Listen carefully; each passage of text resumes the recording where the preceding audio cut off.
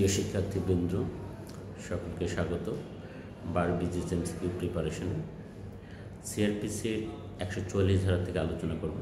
এই সেকশনটা খুবই ইম্পর্টেন্ট, কারণ নির্বাহী ম্যাজিস্ট্রেট কোর্টে অসংখ্য মামলা পেন্ডিং আছে 144 ধারার অধীনে। তো এখানে আসলে কী বলা হয়েছে? 144 ধারার যে জিনিসটা বলা হয়েছে যে কোনো বিষয় নিয়ে যদি শান্তিভঙ্গের আশঙ্কা থাকে, তাহলে সেক্ষেত্রে ডিস্ট্রিক্ট ম্যাজিস্ট্রেট অথবা নির্বাহী ম্যাজিস্ট্রেট এই শান্তিভঙ্গের যেন কারণ না ঘটে সেই জন্য প্রতিপক্ষের বিরুদ্ধে একটা আদেশ জারি করতে পারে। এই আদেশ যে কোনো এক নির্দিষ্ট ব্যক্তির বিরুদ্ধে জারি করা যেতে পারে অথবা পাবলিক ইন জেনারেল তাদের বিরুদ্ধে করা যেতে পারে। যেমন ধরেন কোনো এলাকায় কোনো একটা মিটিং নিয়ে, সমাবেশ নিয়ে দুই পক্ষের মধ্যে যদি উত্তেজনা তৈরি হয়, সেক্ষেত্রে এই ডিস্ট্রিক্ট ম্যাজিস্ট্রেট বা নির্বাহী ম্যাজিস্ট্রেট তিনি 144 ধারার আদেশ জারি করতে পারেন। আপনারা মাঝে মধ্যেই টিভির স্ক্রলে দেখেন যে অমুক স্থানে জনসভা নিয়ে বা রাজনৈতিক কোনো সমাবেশের কারণে 144 ধারা জারি করা হয়েছে, যেন কোনো পক্ষে সেখানে ইয়ে করতে না পারে।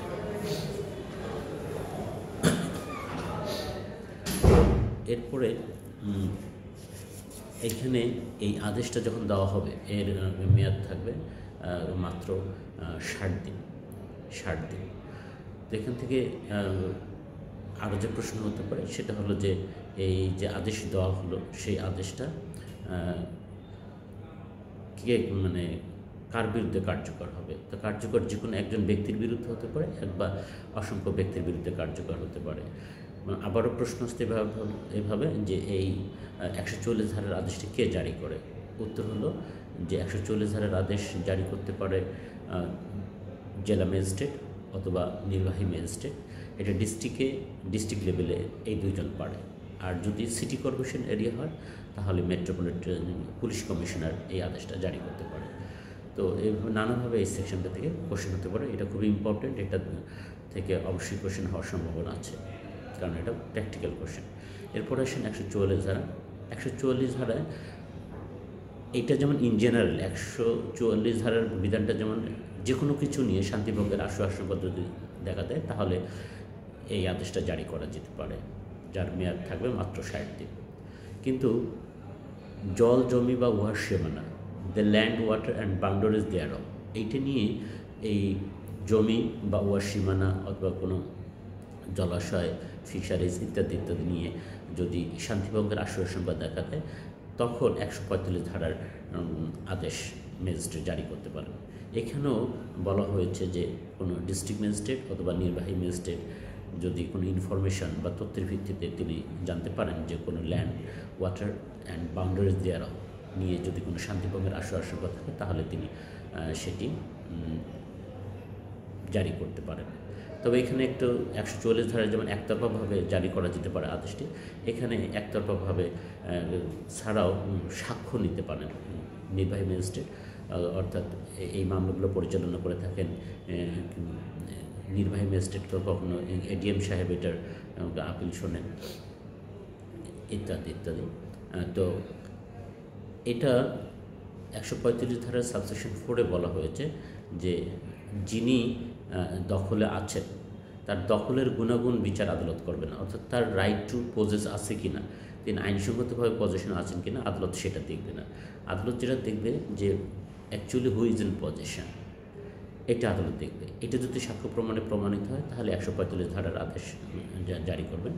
আরেকটা জিনিস আদালত দেখবেন 145 ধারার মামলার ক্ষেত্রে নির্বাহী ম্যাজিস্ট্রেট, সেটা হলো তিনি next before 2 months of institution of this petition, এই 145 ধারার মামলা দাখিলের অব্যবহিত 2 মাস পূর্বে যিনি দখলে আছেন তাকেও দখলে আছেন বলে তিনি ধরে নেবেন, যদিও ইতিমধ্যে তিনি জমি থেকে বেদখল হয়েছেন।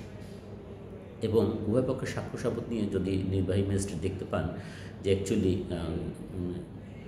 It is not proved actually who is in possession, সেক্ষেত্রে 146 ধারার বিধান অনুযায়ী তিনি জমিটা ক্রয় করতে পারেন এবং বলতে পারেন পার্টিদের যে আপনারা সিভিল কোর্টে যান এবং সিভিল কোর্ট যেরকম আদেশ দেবে তিনি এই সম্পত্তির মালিক হবেন। তাহলে একটা জিনিস মনে রাখতে হবে, 145-এ এই আদালত কোনো দখলের অধিকারিত্ব, ইন্টাইটেলমেন্ট অফ পজিশন নির্ধারণ করবেন না, শুধুমাত্র দেখবেন actually who is in position. যিনি পজিশন আছেন তার পজিশনটাকে প্রোটেক্ট করবেন, যিনি পজিশন আছেন তার পজিশনটাকে প্রোটেক্ট করবেন, এর বাইরে তিনি যাবেন। আরেকটা জিনিস দেখবেন যে মামলা দাখিলের অব্যবহিত পূর্বে 2 মাস পূর্বে আর কি সময়টা যদি বেদখল হন তাহলে তিনি দখলে আছেন বলে ধরে নেবেন, গণ্য করবেন সেই পক্ষকে, এইভাবে তিনি আদেশটা দেবেন। তো thank you for watching this video.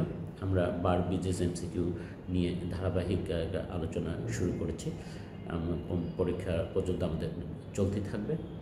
আপনারা আমাদের ক্লাসগুলো কেমন লাগছে আপনি লাইক কমেন্ট শেয়ার করতে পারেন, এবং আপনার ঘরে বসে অনলাইন এমসিকিউ টেস্ট দিতে পারেন।